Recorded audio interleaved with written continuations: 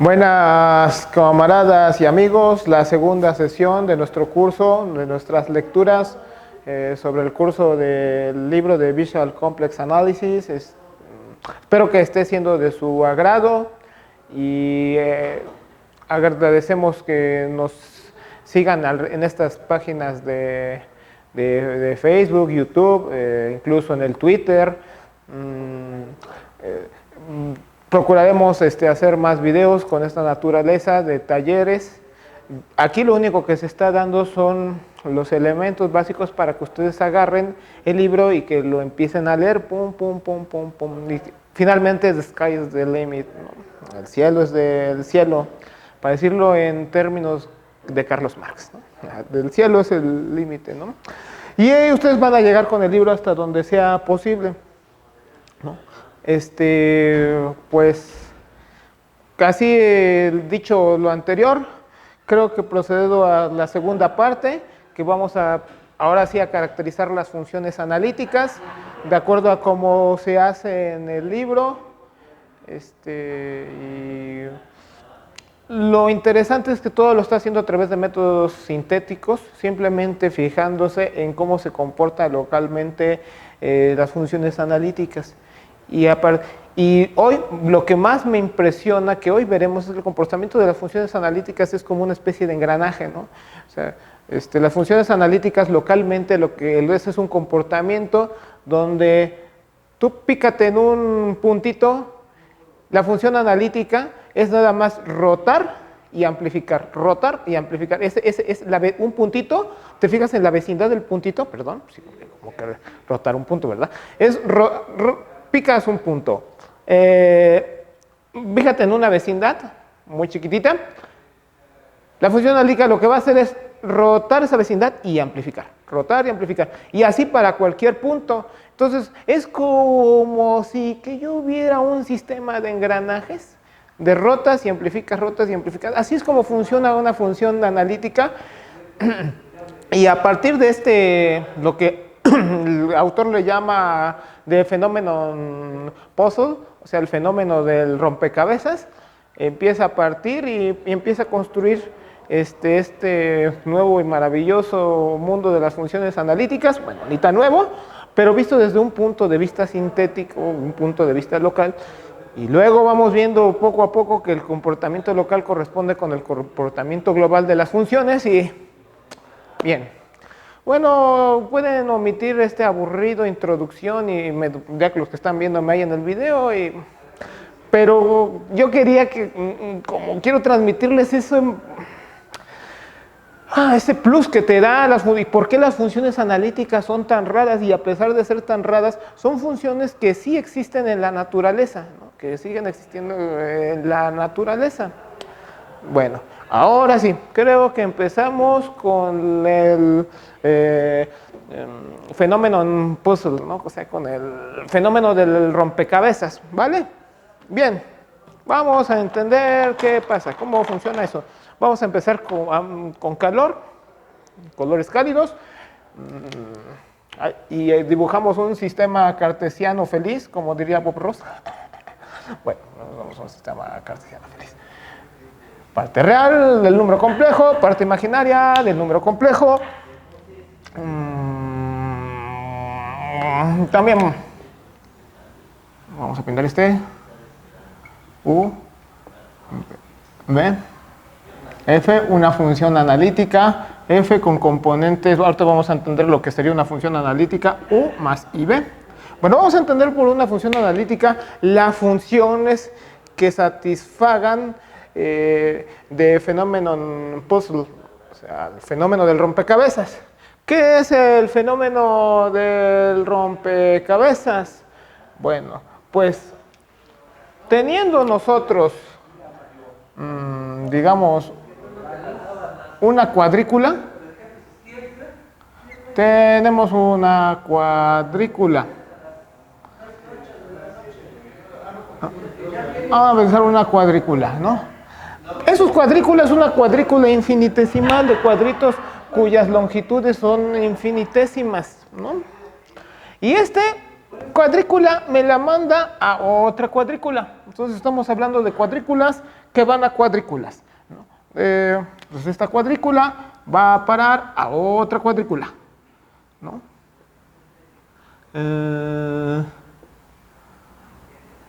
Vamos a pensar, va de una cuadrícula a otra cuadrícula, ¿no? Todos esos cuadritos son infinitesimales, ¿no? Acuérdense, empezábamos ayer con la cita de Mr. Engels, ¿no? De Herr Engels, donde él dice que finalmente en ocasiones lo curvo y lo recto terminan coincidiendo y que esto es lo característico de las matemáticas modernas, ¿no? Lo saqué del anti-Düring, de la anti-Düring, y esta es la característica con la que vamos a estar trabajando a lo largo de toda esta transformación, ¿vale? Bueno, vamos a estar trabajando con eso. Continuamos. Trabajando con estos fenómenos locales. Ahora van a decir, bueno, ese es el fenómeno del rompecabezas, ¿no? Entonces vamos a ponerlo aquí en negro, el fenómeno del rompecabezas, ¿no? Eso es lo que vamos a entender. Mandas cuadrículas infinitesimales en cuadrículas infinitesimales. Eso es lo que vamos a entender por el fenómeno del rompecabezas.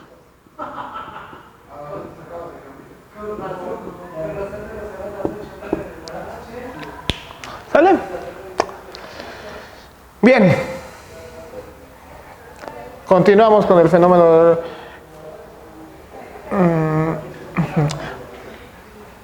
Vamos a poner un ejemplo, porque podrían decir, ay, ¿y qué función satisface con eso, no? Ay, a ver, si tú eres tan pipi Disney, me tienes que dar una función que satisfaga con eso que me estás diciendo, al menos una.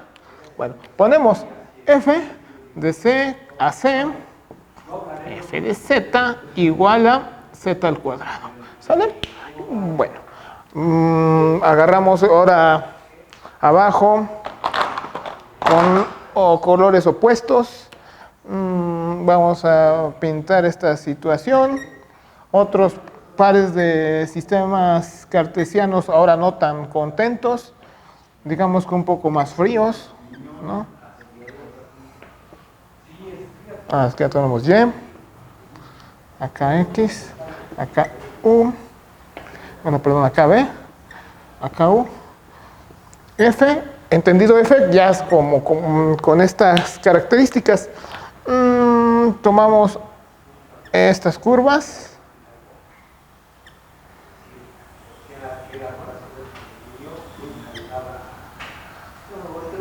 Ajá. Y esta cuadrícula, que estos son cosas de más o menos de esta forma, x por y igual a alguna constante. Y estas de acá, de la forma x cuadrada menos y cuadrada igual a otra constante, estas curvas, van a parar a ¿qué cuadrícula? Van a parar a estas cuadrículas de acá. Digamos.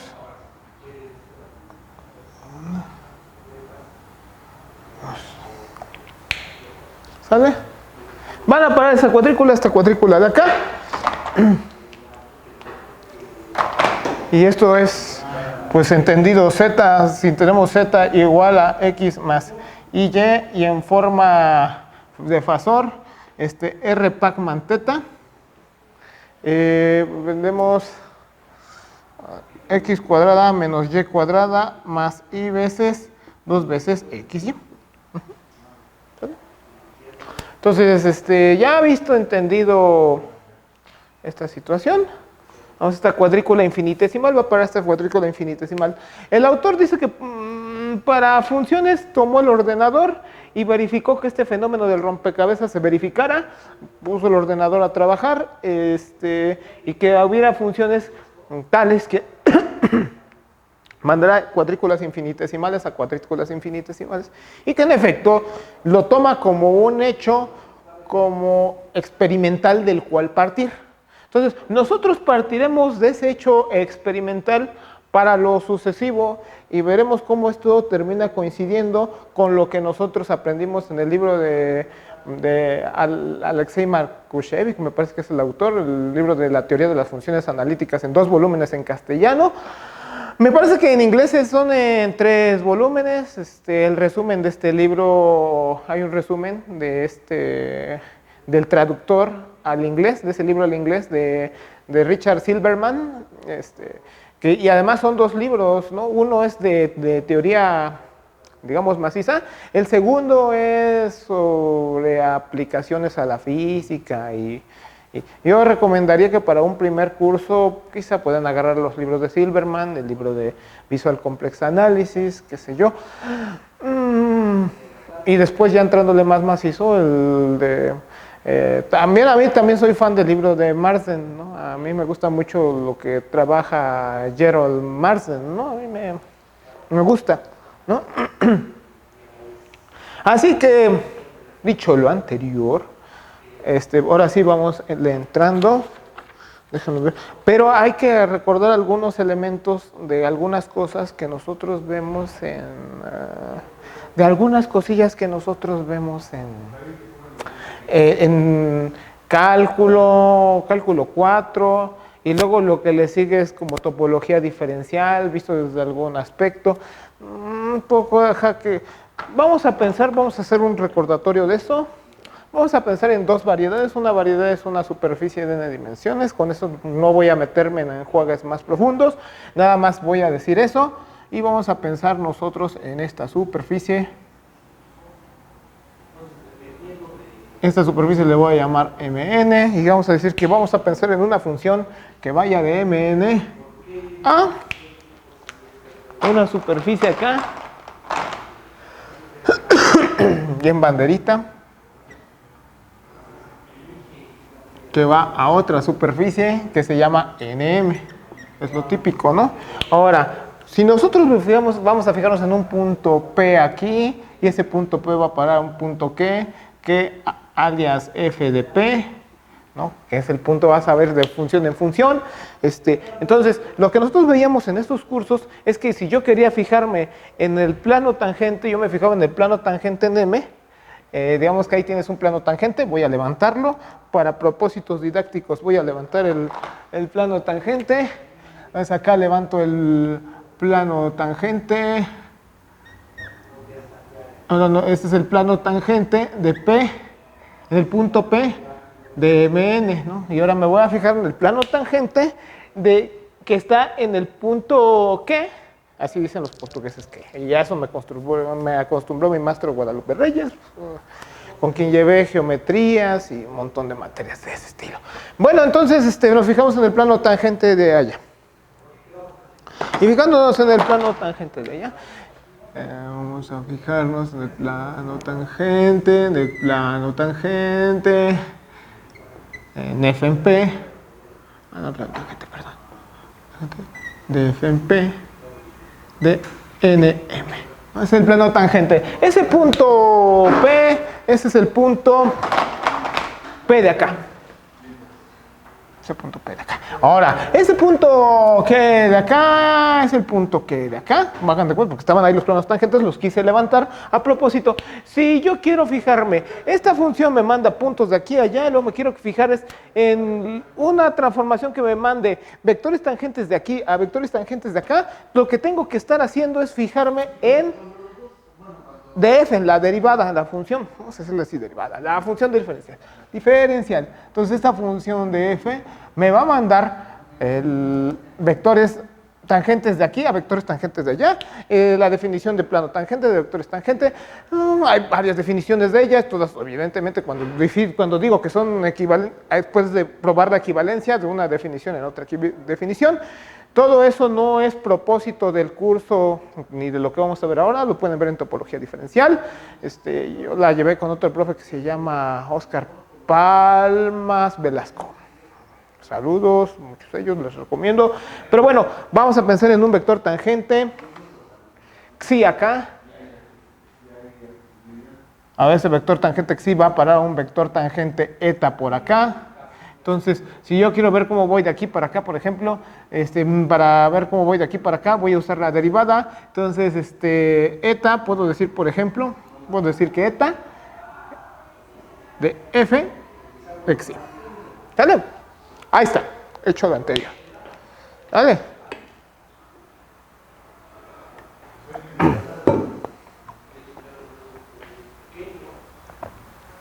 Sale, entonces, ya he entendido, creo, todo lo anterior. El plano tangente, aquí voy del plano tangente al plano tangente, aquí voy de la variedad a la variedad. Y, bueno, si alguna cosa más es necesario recordar, ahorita la recordaré. Ah, otra cosa. Por ejemplo, si esto fuera RM y esto fuera RM o RN y RN, como quiera que sea, nosotros habíamos visto en cálculo 4 que definíamos nosotros lo que era la derivada. ¿Cómo definíamos nosotros lo que nosotros buscábamos una definición? La definición era esta, ¿no? Yo tenía que buscar una transformación lineal que sea f de x, vamos a poner menos f de x sub 0, menos L, sí, menos L de x menos x sub 0 entre la norma de x menos x sub 0. ¿Sale? La transformación sea una función, digamos, de Rn a Rm o lo que sea, una función que vaya de una, incluso esta definición sigue siendo válida en otros espacios, ¿no? ¿Qué es lo que yo buscaba? Buscaba una transformación lineal, es la que le estoy llamando, de tal forma que esto fuera a 0 cuando x se aproximara a x sub 0. Si esto ocurre, entonces decíamos que tal L es a la que nosotros le íbamos a llamar la derivada. Esa L, entonces esa L satisface. Si esa L satisface con eso, entonces esa es a la que le vamos a llamar derivada. Derivada. ¿Sale? ¿Sí? No hay problema hasta el momento. Creo que pues, todo esto lo vimos entre cálculo, topología y cosas así por el estilo. Por ejemplo, en RN, esta matriz tomaba en este caso vamos a trabajar de R2 en R2, porque ¿quién es C? C es una cosa. ¿Quién es C2? ¿Quién es C? Perdón, C, no, C2, eso es otra cosa. C es quién es R2 con un producto que ya se lo saben. Eso es, entonces, lo que me va a interesar en este caso es que son funciones, estas funciones, son funciones que me van a interesar, funciones derivables. ¿Cómo decíamos que era una función que tenía ahí derivada? ¿Qué estructura tenía? Debemos recordar que tenía esta estructura, ¿no? Vamos a poner rojo. Tenía esta estructura. Entonces, la derivada de f tenía esta estructura. Era para acá el gradiente y como si que fuera para acá los vectores tangentes. Entonces esto es parcial de u con respecto de x, parcial de u con respecto de y, parcial de b con respecto de x, parcial de b con respecto de y. Esta forma es la que tenía cuando íbamos de R2 en R2, ¿no? ¿Sale? Si f tiene esta forma, ¿sale? Y ahorita lo que nos vamos a interesar, nos vamos a estar enfocando es en cosas de este estilo, ¿sale? Ahora sí. Entonces, lo que me va a estar interesando es cómo voy a transformar vectores tangentes en vectores tangentes. Por eso les pongo esta cosita por acá, ¿no? Porque me voy a estar interesando en cómo voy a transformar vectores tangentes en vectores tangentes. Ahora, ¿qué es lo que nos va a interesar a nosotros? Fíjense, de ahora en adelante lo que nos va a interesar a nosotros es que yo voy a querer definir la derivada acá. Bueno, ya sabemos, sabemos que es una función analítica, lo que es como una función derivable. Las funciones analíticas son las que satisfacen este fenómeno del rompecabezas. Pero entonces, ¿quién va a ser la derivada? ¿Cómo vamos a definir la derivada aquí? ¿O qué? Pues ¿quién tendría que ser? ¿Quién me gustaría que fuera? Me gustaría que fuera exactamente esto, una generalización de esto. Entonces, acá me estoy fijando y lo que me interesa a mí fijarme es fijarme ya no solamente en C, sino fijarme en el espacio tangente en C. El espacio tangente en C. Entonces, sí, a mí lo que me va a estar interesando es, pero curiosamente por tratarse de un plano, entonces el espacio tangente en C va a ser el mismo C. Y si yo quiero que esta cosa sea, entonces yo quiero la derivada, me gustaría que fuera esta misma. Me gustaría entonces que la derivada de la función también fuera un número complejo, ¿no? Tengo que buscar que sea un número complejo, si no, ¿cuál es el chiste, no? O sea, me gustaría que fuera un número complejo también, ¿no? Puesto que el espacio tangente está en C. ¿No? O sea, y todo el tiempo, a pesar de que eso no ocurre, eso no ocurre, el espacio tangente es una cosa distinta a los complejos, pero en este caso se cumple eso de que el espacio tangente, o sea, el conjunto de los planos tangentes va a ser también C, ¿no? Y en esto nos vamos a estar basando toda la sesión del día de hoy. El espacio tangente es igual a C, ¿sale? Es una contradicción dialéctica, soy materialista dialéctico, y esto es lo que nos vamos a estar basando en esto, pum, pum, pum, vamos a estar explotando esto, y ahorita es el primer momento, quiero que la derivada esté dentro de los números complejos también. Vale, vamos a fijarnos nosotros en un isomorfismo. Yo este isomorfismo, la primera vez que lo vi en una plática sobre cálculo y que era sobre cálculo y mecánica cuántica, una plática que estaban organizando en defensa del profesor Javier Fernández. O sea, ya hace un buen rato, ya llovió. Yo era aún más joven, aún era más joven. Entonces, vamos a platicar y el expositor fue la primera vez que puso este isomorfismo, un isomorfismo entre las matrices, desde un subconjunto de las matrices de 2 por 2 a el conjunto de los números complejos. ¿Sale? ¿Quién va a ser? Vamos a agarrarnos un punto un número complejo, o sea, A y B, A más IB, un número complejo. Este número complejo, este valedor está en C, vamos a agarrar, lo vamos a mandar a esta matriz de 2 por 2. A menos B, B, si no mal recuerdo. Este isomorfismo, acuérdense, aquí estoy en C. Acá voy a ir a parar a las matrices de 2 por 2 con entradas reales, ¿no? ¿Vale? Vale. Entonces, ¿qué tengo que hacer? Que tengo que probar lo que ustedes saben. Y esto de lo que ustedes aprendieron en álgebra moderna 2, álgebra moderna 1, álgebra moderna 1.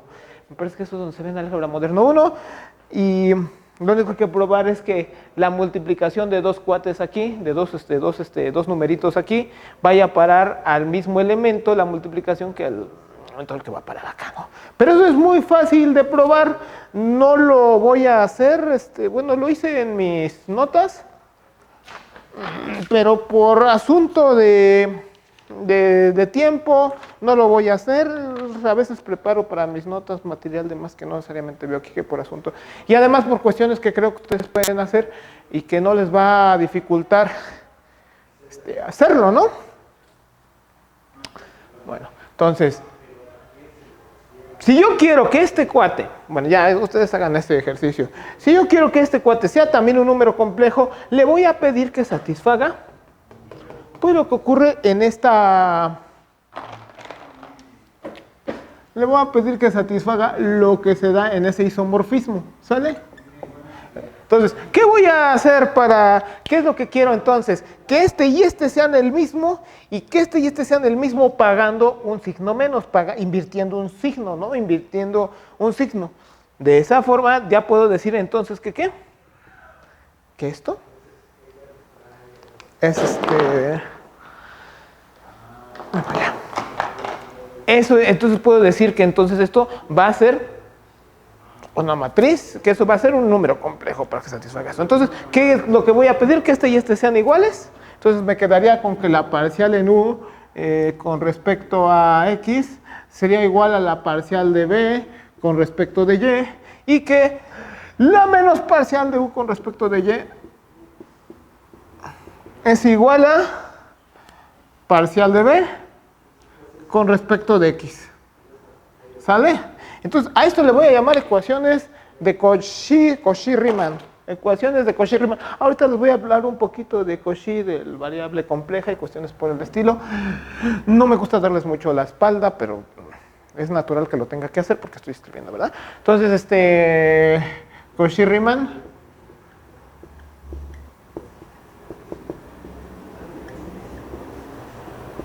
Ecuaciones. Las ecuaciones de Cauchy-Riemann le vamos a llamar ese par de ecuaciones.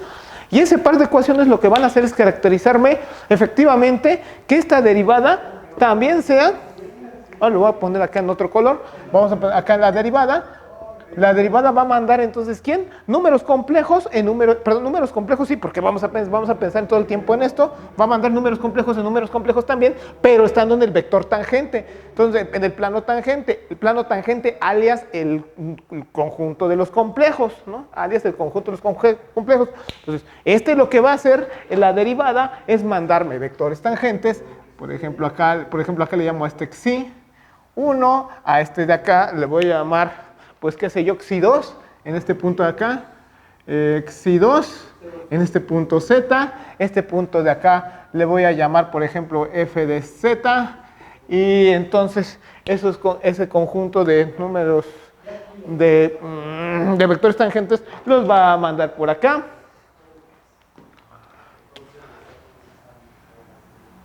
Lo va a mandar a eta 1 y este lo va a mandar a eta 2. ¿Sale? Entonces eso es lo que va a estar haciendo esta derivada. Y además estoy garantizando que este par de vectores también son números complejos. Entonces tengo que garantizar que este f' pues sea efectivamente este de acá, ¿no? Entonces este f' tiene que ser este de acá, pero tiene que satisfacer estas ecuaciones. ¿Sale? De acuerdo a su isomorfismo. Y eso nos lleva a lo siguiente. Bueno, entonces, ¿quién es la función compleja? Si esa es la derivada, bueno, ¿cómo la puedo expresar en términos de toda la vida? Bueno, te doy una función analítica. Ahora, ¿cómo es que yo puedo calcular la derivada de esa función analítica? Ah, bien. Eso ustedes lo van a calcular ¿cómo sigue? Lo van a calcular como sigue. Pues nada más, o sea, hasta ustedes mismos ya les deben. Pues ¿qué va a hacer? Hay que regresarnos acá. ¿De dónde proviene? Hay que ver esta de dónde proviene con esta así. Entonces, esta de dónde proviene.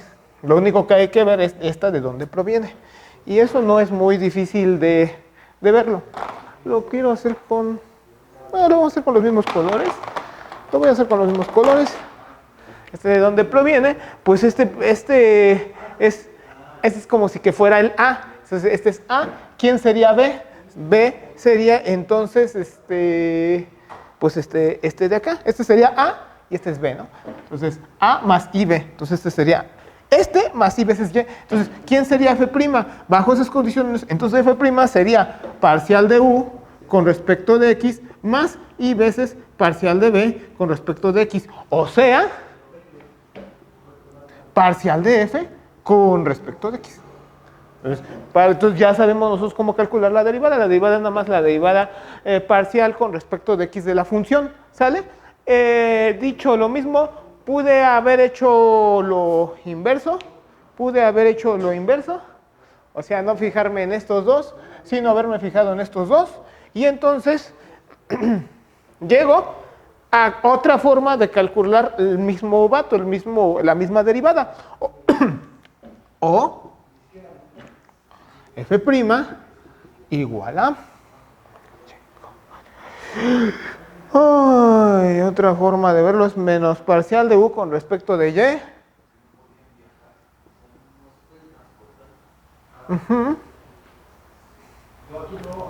Más parcial de B con respecto de Y. Pero por ahí hay un número I que tengo que pagar. Ah, sí, acá. Menos I veces esto. O sea, menos I veces la parcial. Menos I veces la parcial de F con respecto de Y. Entonces tengo dos formas para calcular la parcial. Entonces, para calcular la parcial con respecto de la derivada F'. Entonces ya sabemos qué estructura tiene F'. Ya sabemos qué estructura tiene F'. Sale. Esto aparentemente es medio algebraico, pero ahorita vamos a encontrar una forma, ¿cómo decírselos? Bueno, vamos a encontrar una interpretación geométrica que nos encuentra. El libro da así muchas variantes, pero en esta ocasión lo hace un poco entremezclado, lo hace. Vamos a hacerlo nosotros también. Y así es que sí, un poco siguiendo el espíritu del libro, un poco siguiendo también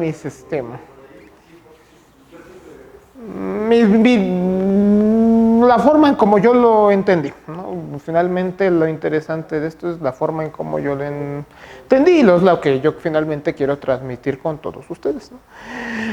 Bien, vamos a borrar acá. Coño, me falta un borrador. Bueno, a ver. Voy a pedir un borrador. Puedo pedir un... Bueno, no les molesta. Bueno, a ver, vamos a agarrar un... No, lo dejamos acá. Préstame un borrador, por favor. ¿Ok? Borrador. Gracias. Ya. Bueno, entonces, bueno, ya. Seguimos acá. Borramos esta parte de acá.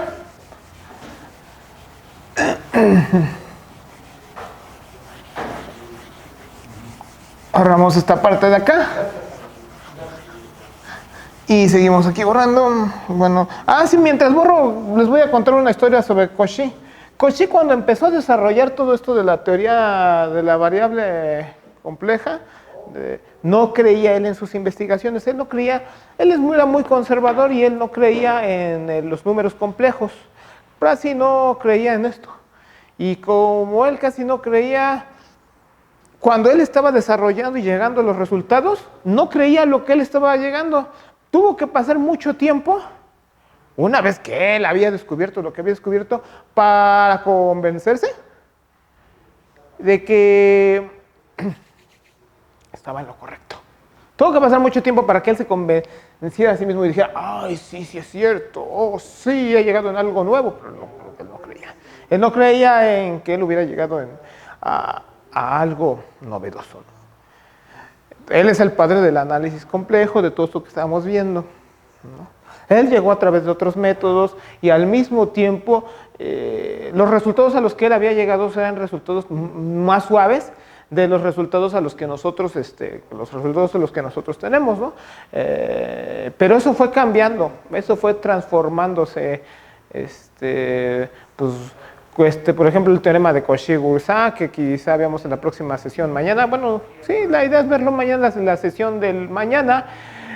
Llega a un resultado más sencillo y posteriormente Goursat llega a un resultado mucho más avanzado y entonces conforme va pasando el tiempo van llegando a resultados más avanzados. En fin. Pero quería hacer ese paréntesis, ¿no? Que quería que llegaran a esto porque... Ahora sí, vamos a regresar al fenómeno del rompecabezas, ¿no? Vamos a borrarlo del rompecabezas para regresar a lo del rompecabezas. Sí. Otra vez vamos a regresar a lo del rompecabezas para ver qué interpretación geométrica nos da esta cosa cuando se convierte en F'. Esta cosa se convierte en F' una vez que se satisfacen estas cosas, ¿no? Este se convierte en F' una vez que se satisface esto. Eso es lo que simplemente te dice, sí, las funciones analíticas son funciones derivables en el terreno de R, sí, pero además cumple y al cumplir esto se vuelve una cosa mucho más restrictiva y por lo tanto mucho más potente. Es mucho más, por lo tanto pides más, sí, pides más, pero al mismo tiempo otorgas a geometría que antes no necesariamente ocurría, que no ocurría. Y eso es lo que vamos a ver geométricamente, qué cosas me trae como consecuencia esto, que sí me satisface aquello y que no me satisfacía antes cuando estaba de funciones de R en R. Bien, Vamos a dar esa interpretación geométrica, regresándonos al fenómeno del puzzle. Cuando regresa al fenómeno del puzzle, vas de aquí para acá. Bueno, vamos a pensar otra vez en naranja. Este es X, este es Y, esto es U y este es B. Entonces, vamos a pensar nosotros vamos a pensar en una pieza del rompecabezas, entiendes, un cuadradito, y vamos a pensar de un cuadradito que lo voy a mandar a otro cuadradito, ¿sale? Entonces vamos a pensar en un cuadradito, y vamos a pensar en los bordes de un cuadradito, voy a pensar en los bordes de un cuadradito, ¿sale? Voy a pensar en los bordes de este cuadradito, este punto le voy a llamar z sub 0, acá le voy a llamar a la función f, le voy a llamar aquí, vamos a mandarlo acá. Un cuadradito de aquellos va a parar a otro cuadradito de aquellos. Vamos a decir que va a parar a este cuadradito de acá. ¿Sale? Voy a parar de este cuadradito a este cuadradito de acá. Vamos a pensar que este sea epsilon, le voy a llamar una longitud de epsilon, este tiene otra longitud. Epsilon es el cuadradito de allá. Si lo vemos como vector, este vector sería I epsilon como vector tangente. Porque estos están en el espacio tangente. Entonces, voy a fijarme ahora en f'. Ahora ya no me fijo en f, me voy a fijar en f'. Y como f' que va de C en C también. Entonces, bajo la función f, pues este z0 va a parar a f de z sub 0. Y como es por ser una variación en x, pues claramente lo que ocurre es que la parcial de f con respecto a x va a epsilon y de acá, por ser una variación en el eje y, pues de acá, sería como parcial de f con respecto de y por epsilon, por el incremento, ¿sale? Entonces, que como son ortogonales como un cuadradito, porque acuérdense que cuadraditos van a parar a cuadraditos, entonces estos lados del cuadradito, vamos a pintar el cuadradito infinito, es un cuadradito infinitesimal, este cuadradito infinitesimal va a parar a este cuadradito infinitesimal de por acá, y eso es infinitesimal. Hay que pagar. Y tendrían que ser lo mismo, puesto que son un número, puesto que son un cuadradito, y para pagar de aquí para allá hay que rotar 90 grados, y se rota 90 grados multiplicando por un número y se multiplica por el número y por lo tanto, y veces tiene que ser de acá, ¿sale? Entonces, eso me lleva a decir que, vamos a hacerlo en azul, epsilon y parcial de f con respecto a x tendría que parar a de acá, parcial de f con respecto de y, epsilon, ¿sale? Entonces, epsilon mata a epsilon, ¿no? Y f, como habíamos dicho hace rato, y desde hace ratísimo y todo el tiempo, es u más ib. F es u más ib.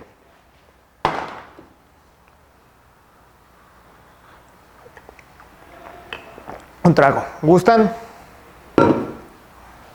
Como soy gandalla, porque sé como no les voy a dar, les ofrezco, qué gacho soy. Bueno, ya. Epsilon mata a epsilon, ¿no?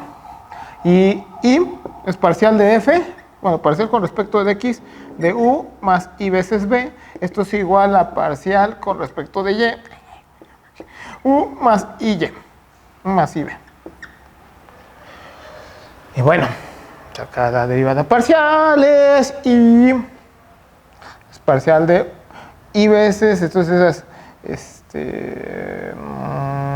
hacer la cuenta, es parcial de u con respecto de y esto queda más i veces parcial de b con respecto de y luego queda i veces parcial de u con respecto de x menos parcial de b con respecto de x, ¿verdad? Entonces, igualando parte real con parte real y parte imaginaria con parte imaginaria, ¿sí? pues volvemos a llegar a estas de acá, ¿no? Entonces, qué bonito. Si yo multiplico, o sea, mando cuadraditos en cuadraditos, el fenómeno del puzzle es efectivamente concuerda con la teoría analítica que nosotros teníamos de la teoría de funciones reales y con la teoría con la topología diferencial. Entonces, todo el fenómeno del puzzle que había antes hecho de forma empírica, con la que había empezado el autor Tristan Needham, termina convergiendo con lo que nosotros ya sabíamos de la teoría de funciones reales. Entonces, ya, lo que antes era empírico dejó de serlo en el sentido de que concuerda con, entonces, la teoría, las funciones complejas que estamos, las funciones analíticas, de la variable compleja que estamos desarrollando, pues va teniendo sentido, ¿no? O sea, sí es coherente, entonces, y tan es coherente que fíjense aquí cómo definíamos nosotros la derivada de la parcial con respecto de x, o la derivada también era menos i veces la parcial de f con respecto de y.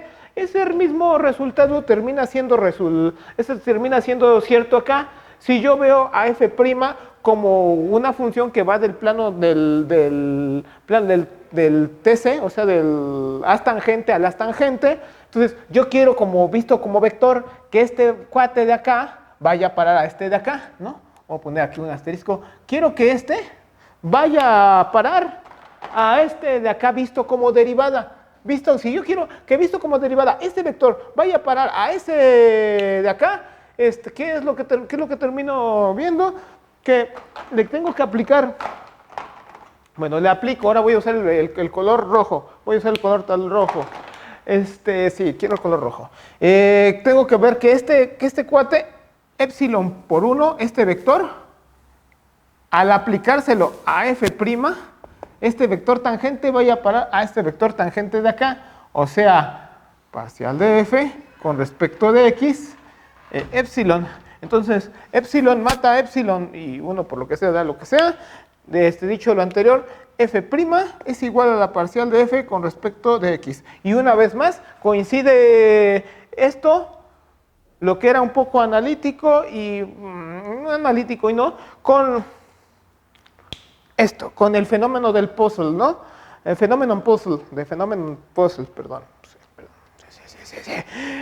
Y bueno, lo mismo para lo anterior. Si yo quiero ver cómo trasladar en pues termina coincidiendo con eso, pero eso creo que ustedes lo pueden hacer en su casa, se los dejo como ejercicio, que vean que coincide este vector de acá con este de acá. Pues lo único que hay que hacer no es tampoco gran cosa, lo único que hay que hacer es las cuentas, es ver que y epsilon cuando lo llevan, o sea, f', pues coincide con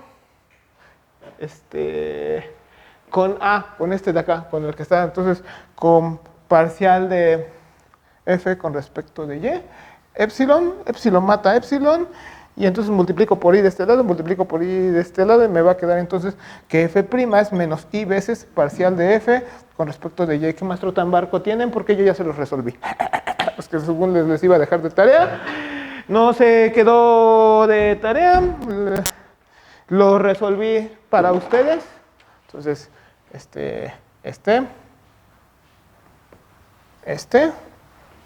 resulta ser lo que habíamos, y entonces coincide lo que habías empezado como un experimento, lo que empezó como un experimento, coincide con la teoría, ¿no? Entonces, podemos decir que el fenómeno puzzle es un fenómeno que sí ocurre, que está comprobado hasta analíticamente, o mejor dicho, lo que analíticamente estás comprobando es que en los experimentos termina siendo cierto, porque finalmente los experimentos es lo que late. Lo que rifa en el mundo de la realidad es los experimentos. Bueno, entonces, pero ya. Entonces, vamos nosotros a interpretar, esto nos permite a nosotros dar una interpretación moderna. Si nosotros lo hacemos, si me interesaría, ustedes pueden revisarlo también en el libro de Visual Complex Analysis. ¿Cómo se hace esto? ¿Qué ventajas tiene hacer esto en el plano, no en el sistema cartesiano, sino en el sistema en el sistema complejo, no, en coordenadas polares.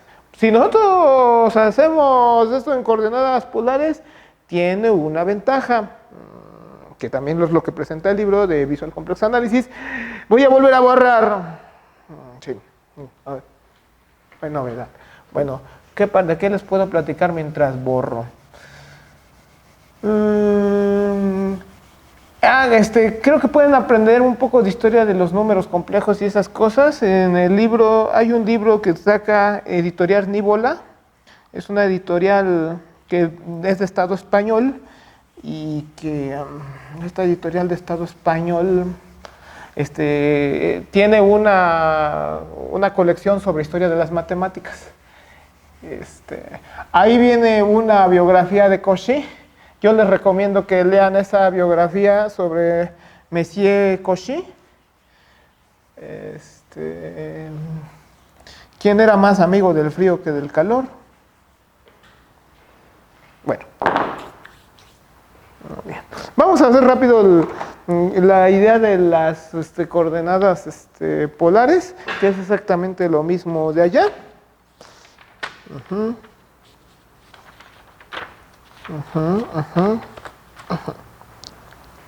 Las ecuaciones de... Entonces vamos a hacer las coordenadas polares, pintamos el sistema polar, vamos a pintarlo en rojo, un feliz sistema polar por acá, otro sistema, ¿sí necesitamos otro sistema o con uno o con que pinte uno? Otro sistema polar feliz por acá. Pero finalmente son sistemas. Voy a fijarme en C, alias del tangente en C, ¿no? Acuérdense que estas ecuaciones... la importancia es que estas ecuaciones viven en el tangente en C. Todas estas deducciones las hice en el tangente en C, ¿no? Todas estas funciones viven en el tangente en C. Entonces, todas esas funciones las hice en el tangente en C, pero como creemos que el tangente en C está en C, entonces finalmente reventamos esa contradicción, el tangente coincide con C. Entonces, y de esa contradicción sale todo esto. Bueno, ¿qué van a decir? No es tan contradicción, puesto que es R2, ¿no? Y el plano de R2, el plano tangente de R2, pues va a ser R2. Bueno, si lo quieren ver así, pues sí, no hay tanto de qué espantarse, ¿verdad? Pero bueno. Vamos a pensar nosotros en un punto del plano tangente que sea Z. Le vamos a llamar nosotros ese punto Z. Vamos a fijarnos nosotros en Z. Y Z, digamos que tú te fijas, este Z tiene un R. Entonces me voy a fijar en los tangentes. Voy a fijarme en un tangente infinitesimal acá, un tangente infinitesimal acá. Entonces voy a fijarme, como este es un infinitesimal, fíjate bien, de dónde viene de acá, este es un ángulo teta. Si este es teta, ese es infinitesimal, este es un de teta, entonces ¿cuánto tiene que valer de magnitud? Este de magnitud vale R de teta, ¿no? Este de magnitud vale R de teta, pero se levanta sobre Z, ¿no? Sobre la coordenada Z. O sea, I veces Z, este sería, visto como vector, este va a ser IZ, ¿no? Visto como vector, IZ, de teta. Y el tamaño de pues ¿quién va a ser? Pues R de teta, ¿no? Porque de tamaño tiene R, de tamaño tiene R. Y entonces de tamaño va a tener un dr, ¿no? De tamaño tiene un dr, ¿no? Tiene de tamaño dr, y entonces como también se inclina vamos a pensar que acá tenemos un sistema horizontal. Entonces también, si se eleva un teta, también se encuentra elevado un teta. Entonces tiene visto como vector tangente, sería como E y teta de R, ¿no? Sería un E y teta de R y el otro es I z de teta. Bueno, entonces, este va a parar, puesto que vamos a fijarnos en la función analítica y en la derivada de la función analítica. Este va a parar a un f y f'.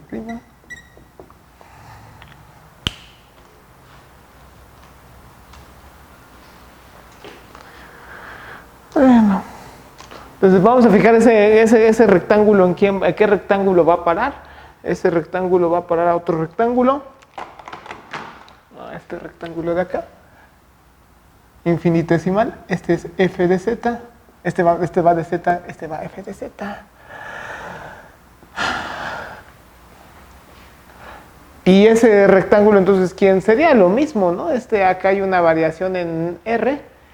Acá hay una variación en teta, entonces digamos que tiene un tamaño de r, tiene un tamaño de teta, pero como es un cuadradito, puedo decir que este r de teta, que es lo que vale esta magnitud de acá, r de teta, tendría que ser igual a ¿quién? A dr, a esta magnitud de acá, porque estamos usando que es un cuadradito infinitesimal. Entonces, dicho lo anterior, puedo decir que este vector tangente va a parar a este vector tangente de acá, pero este vector tangente de acá, puesto solamente hay una variación en r, esto sería parcial de f con respecto de r,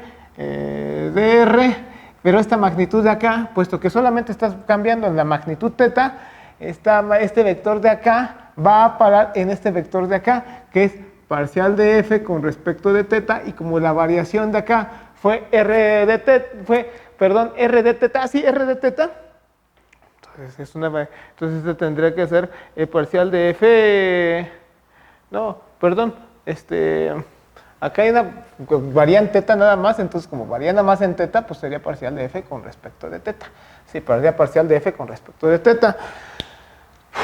Bueno, entonces ese cuadradito infinitesimal de ahí, va a parar en este otro cuadradito infinitesimal de acá.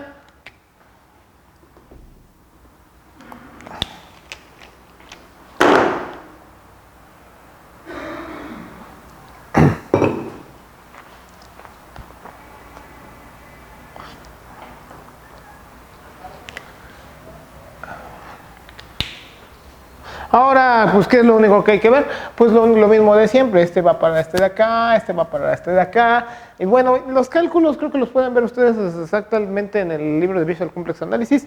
Voy a abreviar esto y eso sí se los dejo de tarea a ustedes.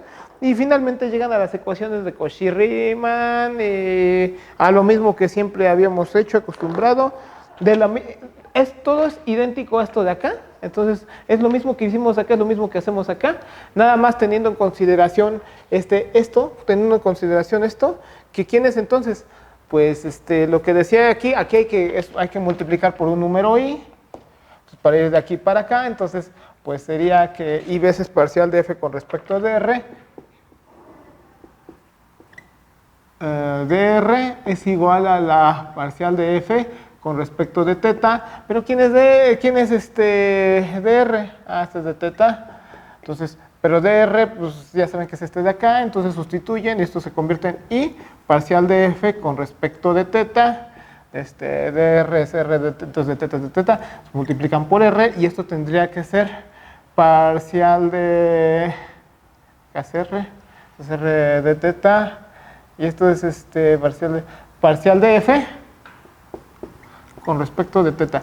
Y esta es la primera de las ecuaciones Cauchy-Riemann. Entonces, bueno, tienen que poner la forma de f, y la forma de f es u y b, ¿no? Ahora, f, acuérdense que tiene una forma, la función f tiene una forma de u de r, teta ahora, más i veces b r, teta, ¿no? Ya se queda el ejercicio y llegan a las ecuaciones de Cauchy-Riemann que tienen esta forma. Las ecuaciones de Cauchy-Riemann tienen esta forma. Parcial de u con respecto a teta menos r, parcial de b con respecto de r, parcial de b con respecto de teta, ¿sí? Es igual a más r parcial de u con respecto de r. Sí, me parece que ahí parece que está bien, no creo que haya algún error. Bueno, llegan ahí a las ecuaciones de Cauchy-Riemann, ¿no? Y esas son las ecuaciones de Cauchy-Riemann, pero en coordenadas polares, ¿no? Coordenadas polares, ¿no? Las listas, ¿quién las tiene? Las ecuaciones de Cauchy-Riemann están en esta forma, en forma polar, ¿no? O Cauchy-Riemann. Cauchy-Riemann.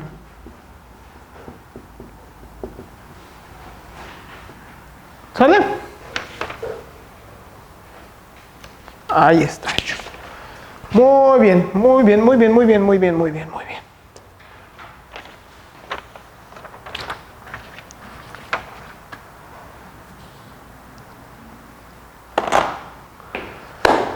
Esto va a servir por lo que de ahora en adelante ahora sí vamos a hablar de un poco lo que como comencé, de que las funciones analíticas en variable o en análisis complejo se comportan localmente como rotar y amplificar. ¿Qué es lo que estás haciendo aquí cuando transportas el fenómeno del puzzle? Lo vimos que ya lo corroboramos, ¿no? Cómo funciona, que toda la teoría de las funciones reales concuerda con el fenómeno de la topología diferencial, concuerda con el fenómeno del puzzle, ¿no? El fenómeno en puzzle, ¿no? Entonces, ¿qué ocurre ahí? Bajo esas características.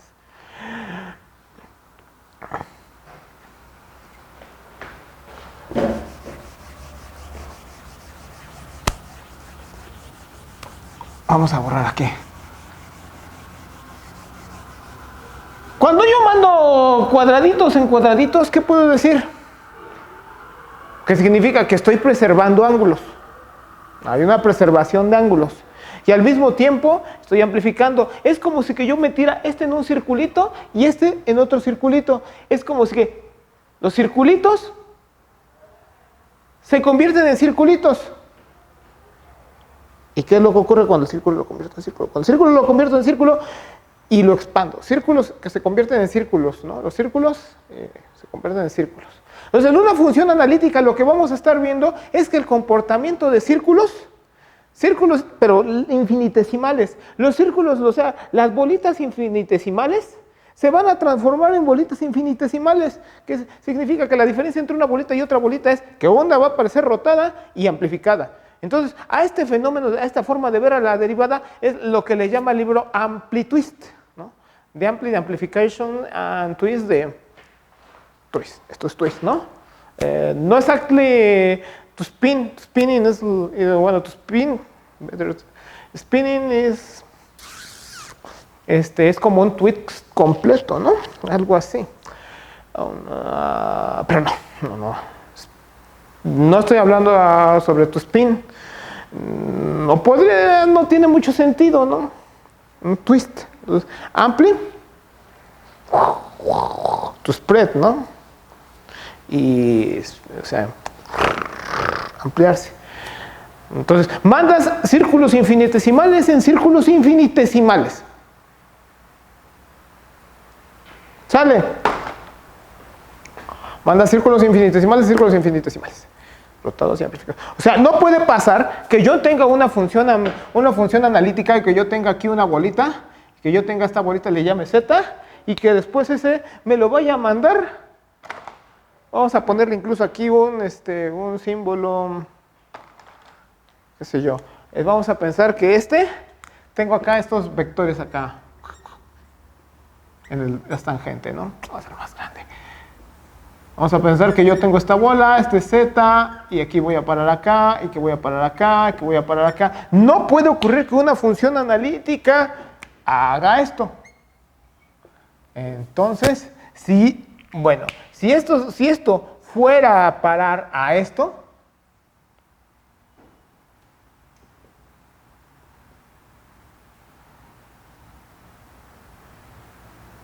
entonces F no es analítica.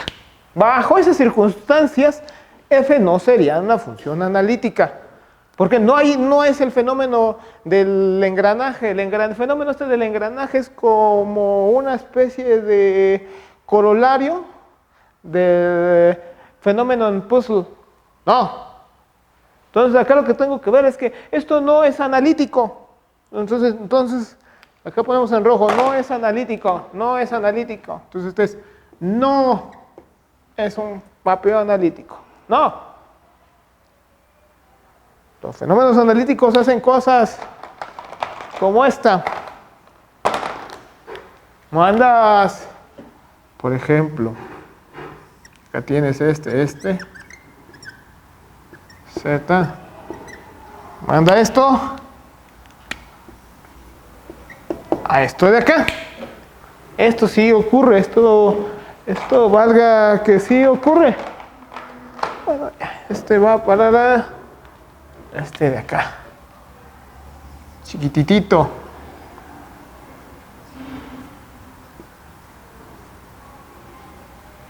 Esto sí ocurre.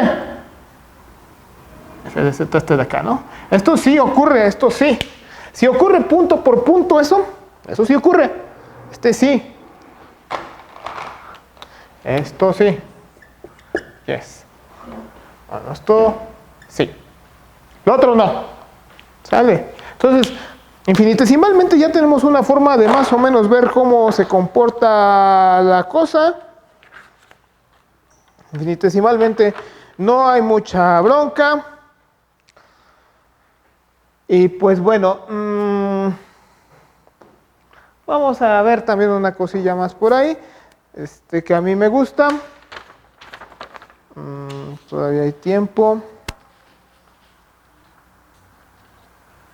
Por ejemplo, ¿cómo se transformarían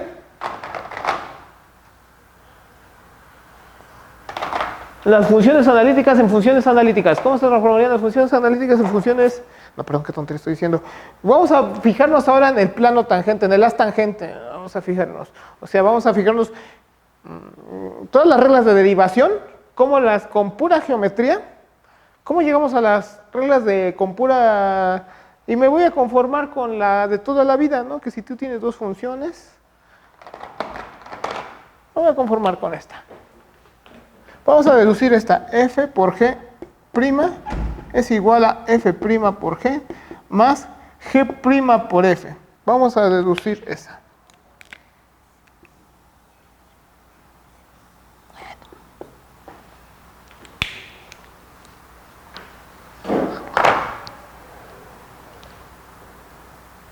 Sale. Vamos a pensar en el plano tangente.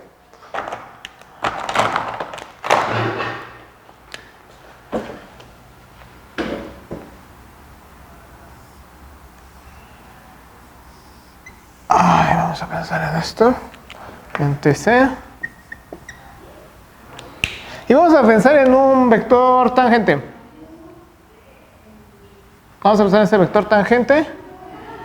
Y vamos a pensar cómo va a parar vamos a pensar en F'.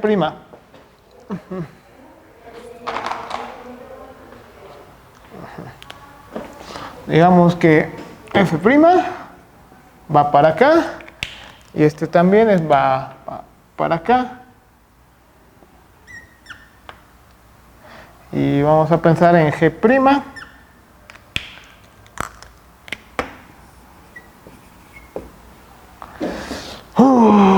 Y entonces vamos a ponerle, va a parar a otro vector tangente acá. Entonces este vector tangente se va a llamar C'F, no, C'F', y va a parar acá, y va a parar un C'G, C'G'. Bueno, ustedes me están entendiendo. Esta punta, dado que TC una vez más, vamos a explotar TC, está en C. Entonces a este extremo de acá, de la flecha, le voy a llamar A este extremo de la flecha le voy a llamar A mayúscula, a este extremo de la flecha le voy a llamar B, a este extremo de la flecha le voy a llamar B mayúscula. ¿Sí? Y entonces, ya sea que lo vaya a multiplicar o lo vaya a sumar, el resultado, me fijo, va a parar acá.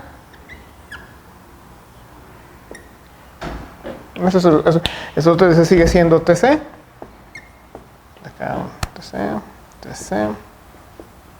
TC alias C, TC alias C.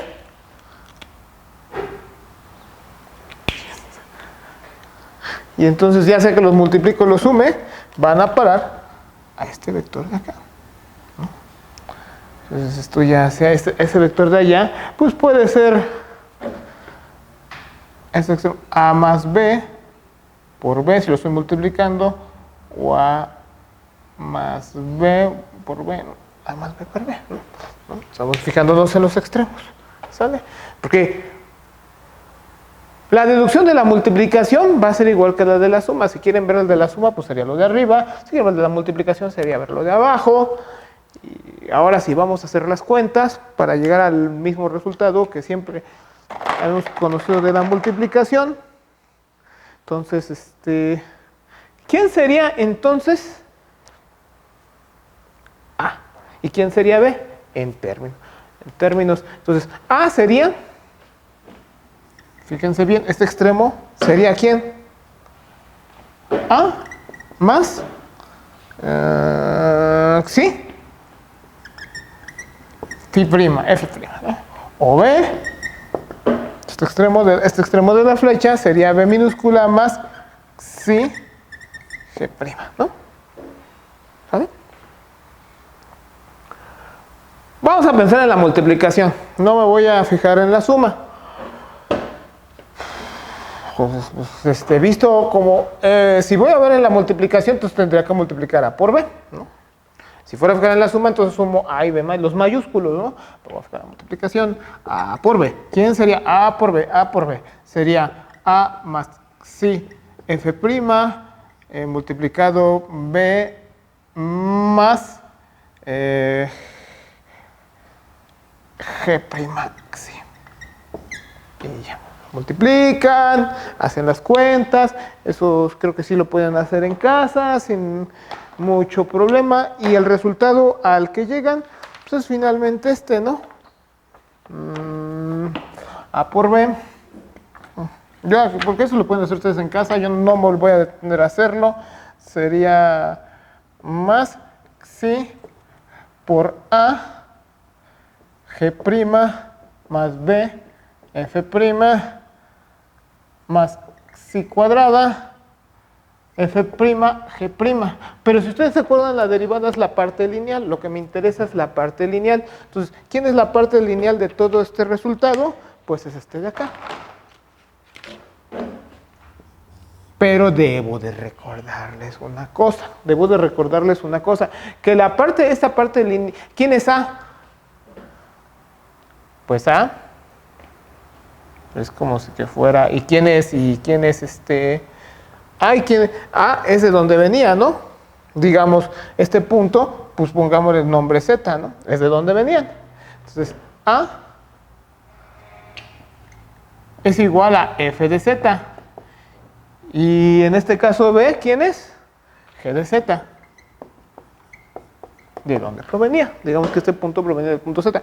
Por lo tanto, y siendo esta la parte lineal, podemos garantizar entonces que se da esa identidad. ¿Qué es lo que todo el tiempo estábamos acostumbrados, no? De forma geométrica hemos llegado simplemente a ese resultado usando esta, ¿no? Que los vectores tangentes van a parar a vectores tangentes y que el plano tangente coincide. Porque fíjense, aquí A, F de Z igual a A, vive en C. Si F' vive en el tangente en C, A mayúscula vive en C. B mayúscula vive en C, B minúscula vive en C, B minúscula vive en C. Y G' sí vive en C, no en tangente en C. Pero bueno, estamos usando ahí para todo esto la igualdad entre C y tangente en C, y entonces podemos sumar y se pueden revolver los cuates que viven en C y en tangente de C, se pueden revolver como quieran, y mira, basándonos en que el tangente en C coincide con C, ¿no? Y eso nos lleva a este resultado maravilloso, maravilloso. Bueno,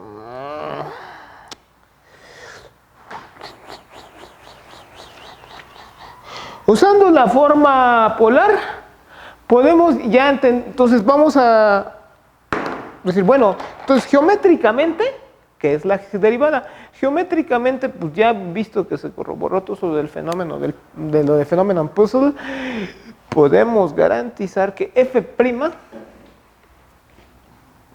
de z, y explicado todo esto, explicado, ya entendido que explicamos todo esto, f' va a ser ¿quién? La amplificación de f' de z a la i argumento. Esto parece que es obvio, pero ahorita les voy a decir una frase de ¿cómo se llama? Luis Pasteur. Es necesario una mente poco usual para entender lo que es obvio. Y efectivamente me parece que la mente de Tristan Needham fue una mente muy poco usual para entender lo que es obvio. Esto es obvio, ¿no? Entonces, ¿qué tanto se va a amplificar este? Pues lo que se amplifique ¿no? ¿Qué tanto se va a contraer o lo que sea?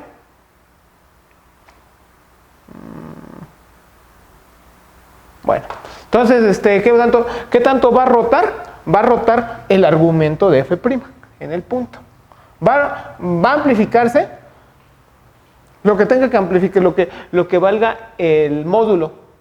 Va a rotarse lo que tenga que ver lo que se va a rotar. Lo que se rote. O sea, tú tienes un circulito en el plano, en una vecindad, entonces mandas vecindades chiquitas en vecindades chiquitas. Entonces, cuando mandas vecindades chiquitas en vecindades chiquitas, lo que termina haciendo es que terminas rotando.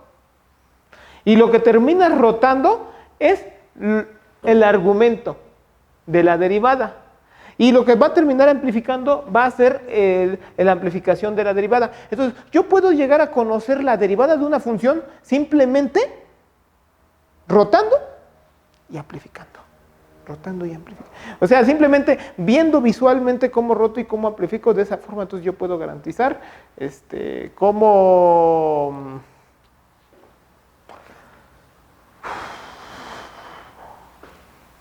Luego eso.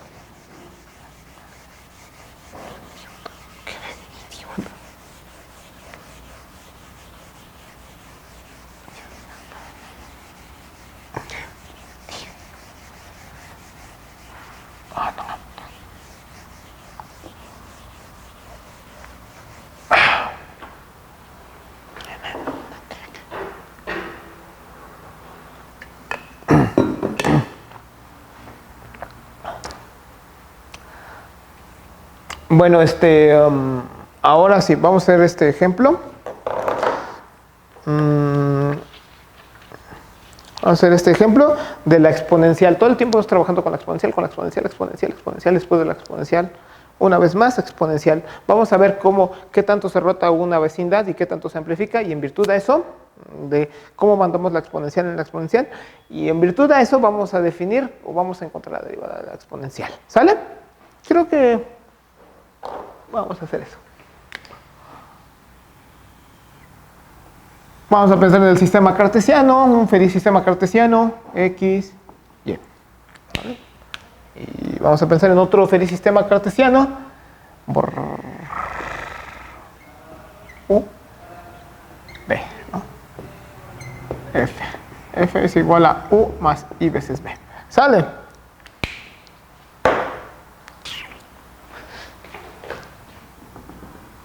Vamos a fijarnos en un y teta. Vamos a pensarlo todo en términos de... Vamos a pensar nosotros en un... me quedó chueco. Vamos a pensar que se levanta un vector infinitesimal acá.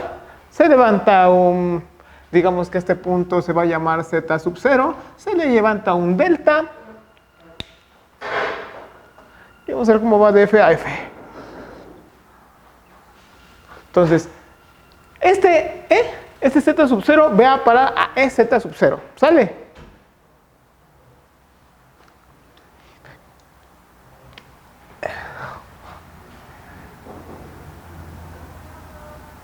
Y bueno, vamos a pensar que z es igual a x más y veces y, o que z sub 0 es igual a x sub 0 más y veces y sub 0.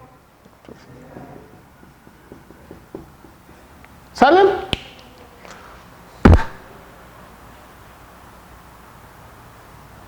Entonces, acuérdense de una cosa. ¿Qué pasa con el, vamos a f, dijimos que iba a ser la función exponencial. Vamos a ponerle entonces en lugar de f, vamos a ponerle e a la z. Entonces f de z es igual a e a la z. Vamos a acordarnos cómo ocurría con la exponencial. Es más, vamos a ponerle otros colores aquí, porque tenemos la ventaja de usar colores. Entonces vamos a poner acá un color verde. Acá, y vamos a pensar, si este es z sub 0, pues este de aquí es x sub 0. Entonces, esto le puse teta. No sé, le pude haber puesto y sub 0. Vamos a aprovechar que tengo colores, pero vamos a usar otro color.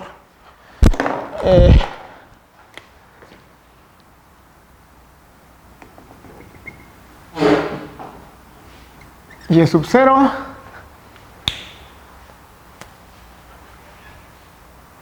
Y ahora sí, este va a parar a e a la x, ¿no? La amplitud del siguiente vector va a ser e a la x, ¿no? ¿Cuánto iba, o x sub 0, perdón?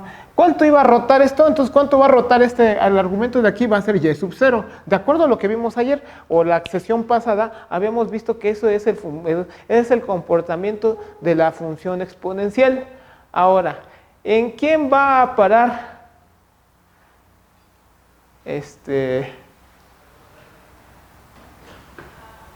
las líneas verticales? ¿En quién va a parar las líneas verticales? Las líneas verticales van a parar en rayos que salen del origen. Las líneas verticales. Las voy a poner. Las líneas verticales. Entonces, este vector tangente va a parar en un vector tangente verde por acá. ¿Sale? Y este de aquí, este azulito de acá, va a parar ¿en quién? En un círculo por acá. De tal suerte que si yo hubiera puesto por aquí otro feliz vector tangente, que lo voy a poner, o hubiera puesto aquí otro vector tangente aquí feliz, ahora con otro color. ¿Qué otro color tenemos?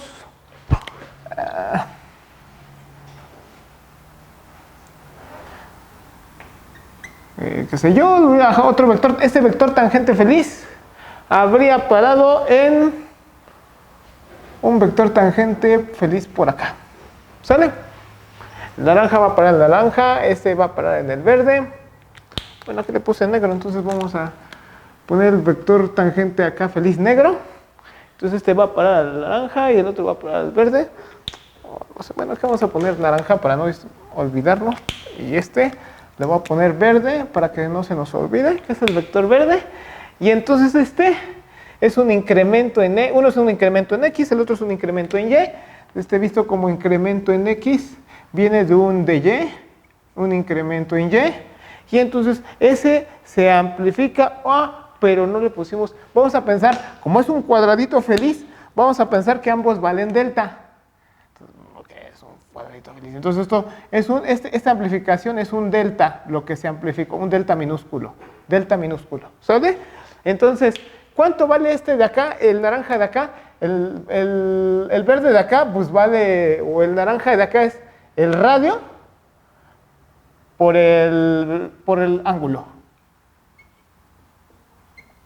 Ahí está, es lo que vale el tamaño del vector naranja. Ahora, ¿cuánto rotó? ¿Cuánto se rotó? Acá, ¿qué color me falta? Bueno, vamos a seguir usando el azul. ¿Cuánto estaba rotando con respecto al eje X? 0. porque este eje es paralelo al este eje es paralelo a este eje. Entonces, rotación es 0, pero cuando se trasladó el tangente en el tangente, ¿qué pasó? Acá ya encuentran ustedes una rotación. ¿Cuánto se rotó? Pues rotó lo que rotó acá, y es sub 0. Entonces, ¿qué fue lo que pasó? Una bolita aquí, porque es este sistema, el pozo, esa bolita acá, rota un ángulo Y, ¿y cuánto se amplifica? Pues un EX sub 0, ¿no? Ampli, ¿cuánto vale ampli? Ampli, en este caso, amplification, o sea, tu spread, o sea, extenderse, ¿qué tanto se extendió? Es E a la X sub 0 por delta entre el tamaño original, que era delta, delta mata delta, y es E a la X sub 0, y twist, twist lo vamos a poner en naranja también, twist, ¿cuánto? Se giró, estaba en un ángulo 0, y llegó a un ángulo Y sub 0, Y sub 0 menos sub 0, esto es igual a Y sub 0, y entonces F' habíamos dicho que era ¿quién? Ampli. El argumento es twist, ¿no? El argumento es twist. Entonces, podemos decir que F', habíamos dicho que de todo lo anterior vamos a decir entonces que F' de Z, o F' de Z sub 0, es ¿quién? Visto en forma de fasor es ampli, Pacman, twist. ¿Cuánto vale ampli? E a la X sub 0, Pacman, Y sub 0. Pero esto es ¿quién? X sub Z sub 0 es X sub 0, Y sub 0. Y esto en base a lo que habíamos visto ayer, esta función, pues ¿quién es? Esta función es pues es la misma exponencial, ¿no? De lo anterior podemos deducir que F' de Z es igual a E a la Z. Para todo Z en C. Porque no nos cogimos un punto especial o no pedimos alguna característica especial para C. Entonces, ya. Entonces, simplemente fíjense en base al fenómeno de ese de amplitude, nada más mirando qué tanto rotan las vecindades y qué tanto se amplifican, podemos deducir cuánto vale la derivada. Bueno, miren, el tiempo apremia y quería ver, pues los voy a dejar a ustedes que lo vean en el libro, cómo que la derivada de Zn es igual a n por z a la n-1. Esperemos que se suscriban al canal, que les haya interesado lo que aquí se vio, que sigan esta página de Facebook o que nos sigan en Twitter. Sería agradable que lo hicieran y que sigan aprendiendo cosas, no solamente de este taller, seguramente en la página. Ustedes van a seguir encontrando muchas cosas que les recomiendo que es para su beneficio, ¿no? Marx dijo en una ocasión que la ignorancia jamás ayudó a nadie. Por favor, síganos. Gracias. Ya.